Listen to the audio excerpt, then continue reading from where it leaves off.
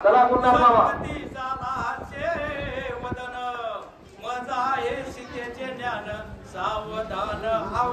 आणि ज्यावेळेस हनुमंतानी सांगितलं मी सीतेच्या शोधा करतालो संपत्ती हातला आणि सांगितलं मला सीतेची सर्व माहिती आहे। काय माहिती आहे ते पुढे सांगू लागले। सिंधू मर्यादा सत्य योजने तिथे आहे लंका भुवन या माझ्या या शेवण सीताची रत्न तिथे वसे। संपत्तीने सांगितलं बाबा 400 कोस लांबाचा समुद्र आहे। कोणता समुद्र आहे? प्रपंच रूपी समुद्र आहे।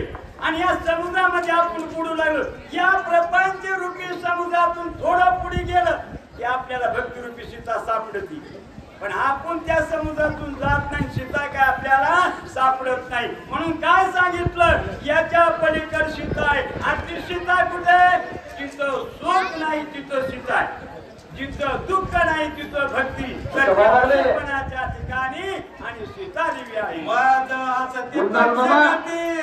तरी आणि तो सीता सती आईशे बोलता संपत्तीशी पक्ष प्राप्ती पावला। आणि मग मात्र संपत्तीने सांगितलं काय मला जर शंका असते तर मी आता जाऊन सीता आणली असती असं म्हणता म्हणता संपत्तीला आपण कुठल्या गेले आले आहे।